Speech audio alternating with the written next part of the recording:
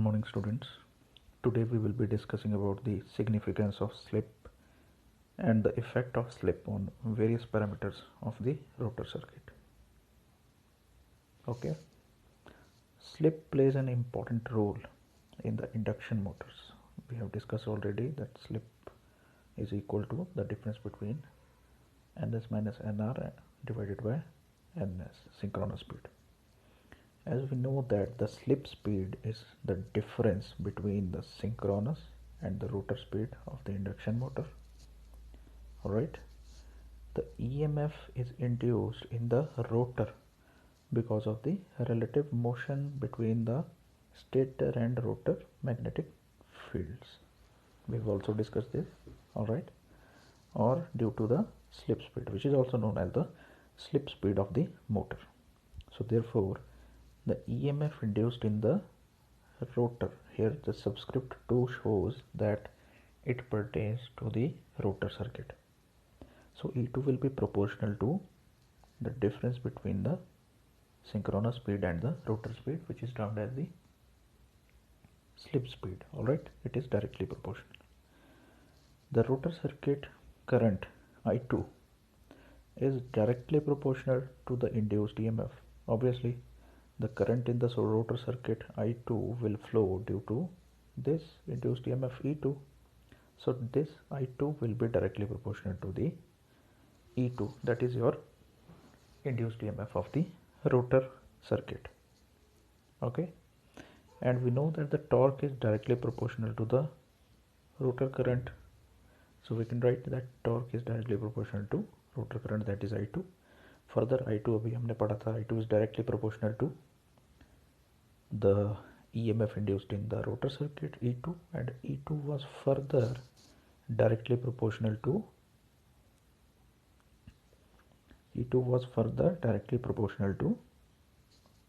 ns minus nr. Okay, so torque is proportional to your I2. So I2 was proportional to E2 and E2 was proportional to further ns minus nr. So we can write torque is directly proportional to ns minus nr. Okay, if we remove this proportionality, we get a proportionality constant k, suppose, into ns minus nr. Now multiplying and dividing the right hand side of the above equation by ns, what we will get? Multiplying and dividing by ns. So what is this? This is termed as the slip. This is your slip, and this k into ns can be represented by a new constant, that is k1. Okay, so we can write the torque is directly proportional to your slip, and the torque is directly proportional to slip. So what this equation shows, the above equation shows that the torque induced on the rotor is directly proportional to slip of the induction motor. जैसे जैसे आपका slip change करता जाएगा वैसे वैसे आपका induction motor का जो टॉर्क है वो भी चेंज करता जाएगा.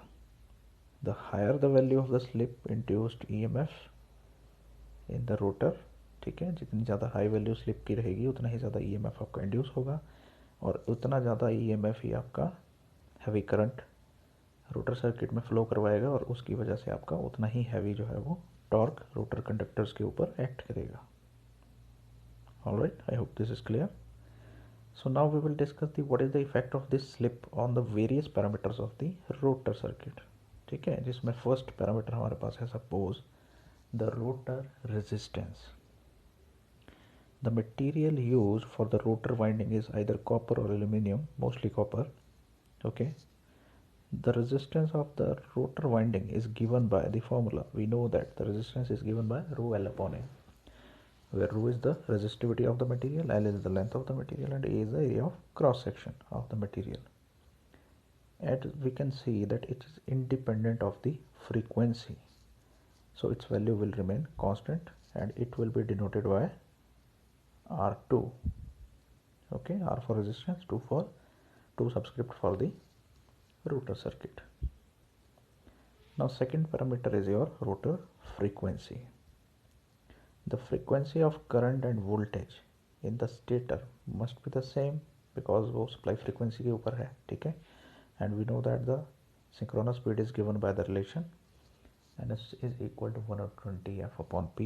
From here we can write f is equal to ns into p upon 120. Okay, suppose this is your equation number 1. Now the frequency in the rotor winding is variable, it is not constant, and it depends upon the difference between the synchronous speed and the rotor speed. अभी पढ़ा था हमने पीछे, ठीक है. Has the rotor frequency depends upon the slip speed, or you can say the slip.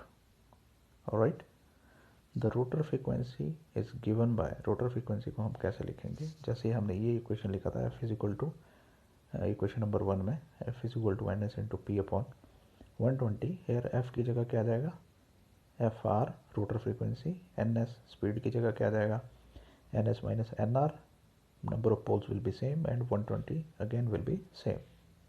So Fr will be equal to P times Ns minus Nr upon 120. Let this equation be equation number 2. Now divide the equation number 2 by equation number 1. What we will get? Fr upon F, जिसको अगर आप interchange कर देंगे then you will see कि 120 से 120 cancel out हो जाएगा, P से आपका P कैंसिल आउट हो जाएगा. What you will get in the right hand side? ns minus nr upon ns. This is nothing but the slip. So fr upon f is equal to s, or we can write fr is equal to slip times the fundamental frequency. Okay, so the rotor frequency is equal to the product of per unit slip into the supply frequency. All right, so when the rotor, अब इसमें भी दो case होंगे. एक बार तो आपका जो rotor है वो आपका, अब इसमें भी दो केस होंगे. एक बार तो जो आपका रोटर है वो एक स्टैंड स्टिल कंडीशन में है, दैट इज़ स्टेशनरी कंडीशन में है, ठीक है. और एक बार आपका रोटर जो है वो रोटेट कर रहा है. ऑलराइट, तो रोटेट कर रहा है जब रोटर आपका, तो उस टाइम आपका रोटर फ्रीक्वेंसी क्या है वो हम देखेंगे, या फिर स्टैंड स्टिल कंडीशन पे क्या है. Okay, so when the rotor is at stand still और stationary condition, when the rotor is stationary that means the speed of the rotor is 0. Okay, so find out the slip from this formula. ns minus nr upon ns, slip का formula होता है. Here the rotor speed at standstill is 0, so put a 0 here, so you will find out the slip is having its maximum value 1. Now what about the rotor frequency? rotor frequency का हमने अभी एक formula निकाला, ये वाला rotor frequency fr is equal to slip times the f fundamental, या फिर stator frequency. सो slip तो हमारा 1 है इस केस में स्टैंड स्टिल में, तो F R will be equal to F. Alright, we have derived this from equation 3 and this is your equation number 3. Okay, when the rotor is driven by the mechanical prime mover at the synchronous speed, क्योंकि हमने पढ़ा था कि rotor हमारा synchronous speed पे move नहीं कर सकता. सो एक आइडियल कंडीशन एज्यूम किया हमने कि सपोज किसी एडिशनल मैकेनिकल प्राइम मूवर के थ्रू अगर हम इसको सिंक्रोनस स्पीड के ऊपर रोटेट करते हैं, देन उस टाइम पे क्या हो जाएगा, जो रोटर स्पीड है वो सिंक्रोनस स्पीड हो जाएगी. तो स्लिप फार्मूला से क्या आ जाएगा, रोटर स्पीड की जगह पहले 0 था, अभी एन एस पुट करेंगे, देन स्लिप विल बी 0, और फ्रीक्वेंसी स्लिप टाइम्स होती है, तो स्लिप ही 0 है तो रोटर फ्रीक्वेंसी आपकी 0 हो जाएगी. ठीक है, therefore the frequency of the rotor current varies from value fr is equal to f at standstill, जहाँ पे slip 1 है value, to fr is equal to 0 when the synchronous speed is at the synchronous speed when the slip is 0. Okay, now next जो parameter है that is your rotor inductance. The entire flux set up by the rotor conductors does not link with the stator winding. Alright, we have discuss the operation of the induction motor, और उसमें हमने देखा था कि rotor conductors के ऊपर एक EMF induce होता है जब रोटेटिंग मैग्नेटिक फील्ड उसको कट करती है, उसमें एक करंट फ्लो करता है, और उस करंट की भी अपनी डेफिनेटली एक मैग्नेटिक फील्ड होगी. ठीक है, मैग्नेटिक फील्ड होगी तो मैग्नेटिक फ्लक्स होगा, as shown in figure here. This is your stator portion, rotor portion. Cross polarity current जो है वो यहाँ इंड्यूस हुआ है, तो डेफिनेटली इसकी अपनी एक मैग्नेटिक फील्ड होगी कंडक्टर की। लेकिन ये जो मैग्नेटिक फ्लक्स है इस कंडक्टर के अराउंड, ये इसका कुछ पोर्शन स्टेटर के कंडक्टर से लिंक ना करके सिर्फ और सिर्फ अपने आप से ही लिंक करता है। ठीक है, the entire flux set up by the rotor conductors does not link with the stator winding. Okay, but a part of this also links with the rotor conductor only, इसी के अराउंड रहता है। This flux is termed as which links only with the rotor conductor and not with the stator winding is termed as the leakage flux. You must have heard this term already. Okay, so this is termed as your leakage flux. So what happens with this leakage flux?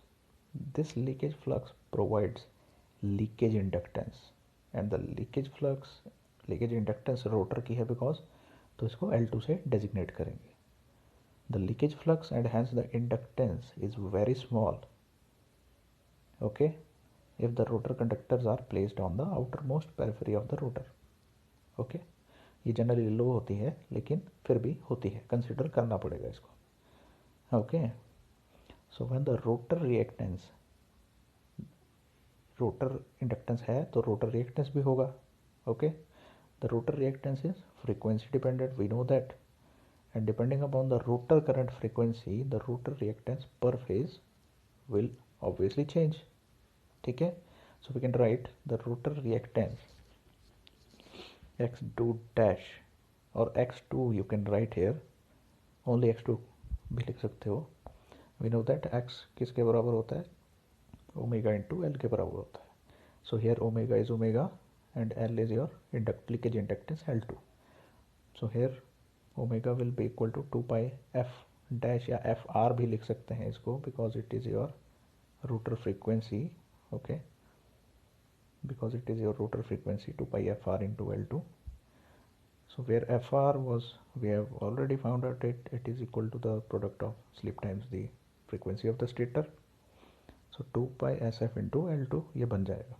ठीक है, अब इसको थोड़ा सा rearrange करेंगे, slip को हमने अलग लिख लिया, ये सारी चीज़ों को अलग लिख लिया, तो ये यहाँ x2 0 आ जाएगा, slip times the x2 0, that is rotor reactance at stand still. ठीक है, so x2 will be equal to slip times the x2 0। Okay, so here you can write x2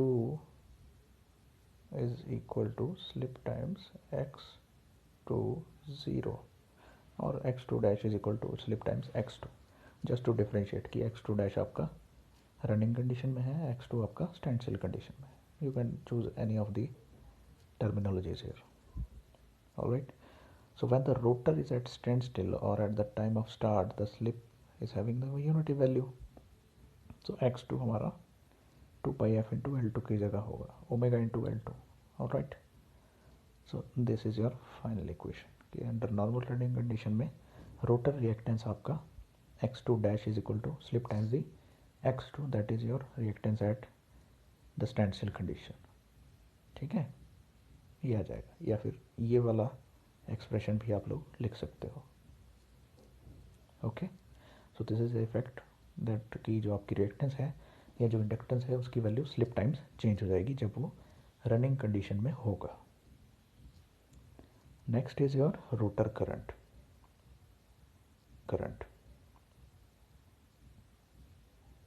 Rotor current at standstill condition. Let E2 0 is the EMF induced per phase of the rotor when it is at standstill condition.